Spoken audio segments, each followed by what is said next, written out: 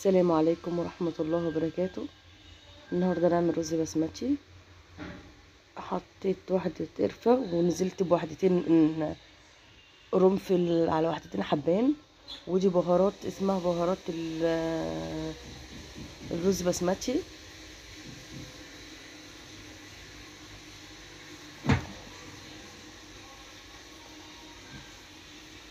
بحطهم الاول في الزيت عشان ياخدوا تشويحة.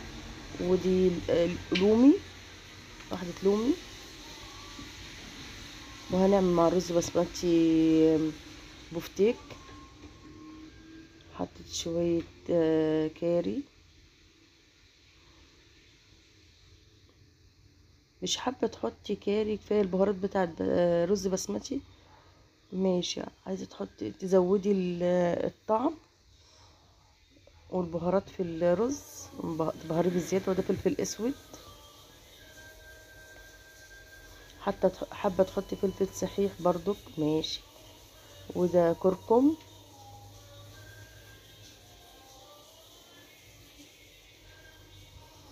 شوحيهم كده على نار هادية عشان تاخدي الطعم والريحة بتبقى جميلة.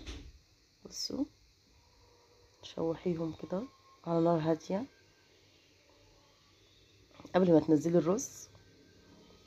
بكده حطينا عود قرفة وفصين حبهان وتلاتة او 4 اسمه قرنفل، وواحدة لومي، وبهارات الكبسة او الرز بسمتي. غسلت نقعت كوباية رز بسمتي ونزلت بيها، غسلتها وصفتها. بشوح فيها.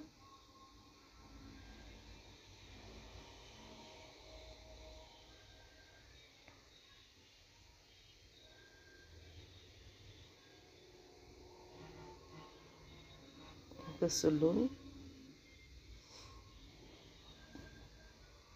طعمه ولا اروع من كده بجد.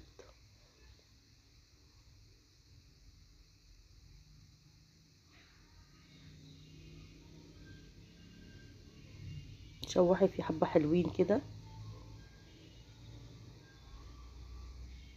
بصي انا باخد هنا، عايزه تحطي مكعب مرق دجاج ماشي.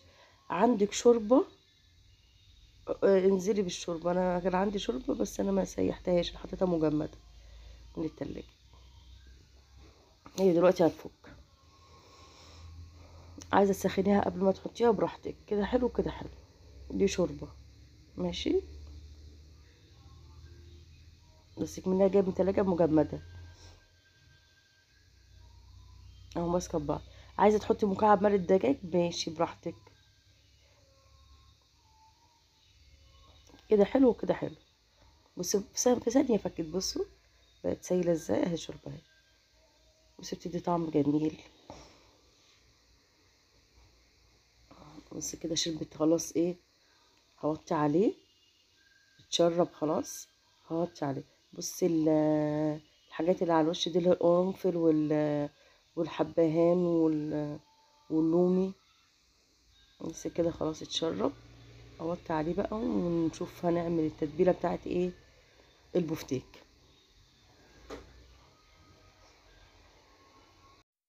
هنشوف التتبيله بتاعت دي الكفر اللي بعمل بيه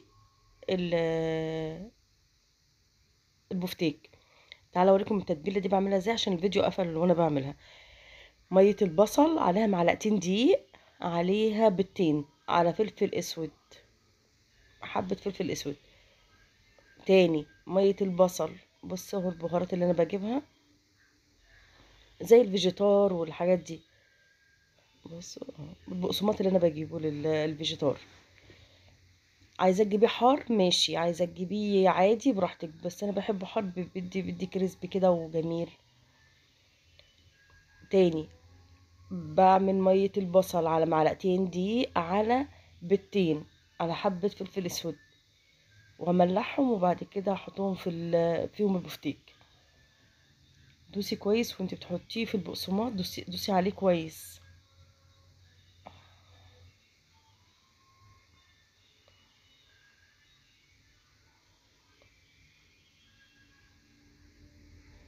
باخد من ميه البصل. البصل ممكن بقى تعملي بيه حاجه تانية، هبوريها لكم المره الجايه نعمل بيه ايه.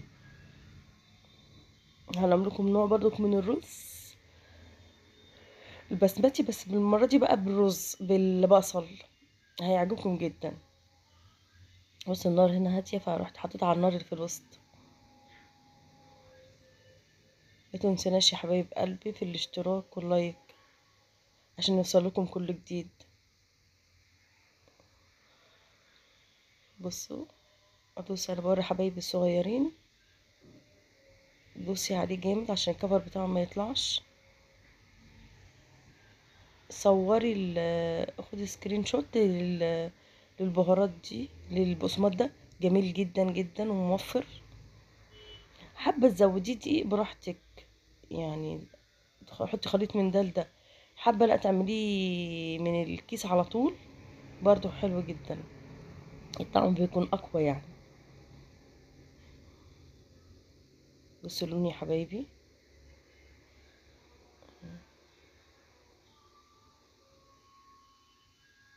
فعلا جميل جدا وطعمه رائع.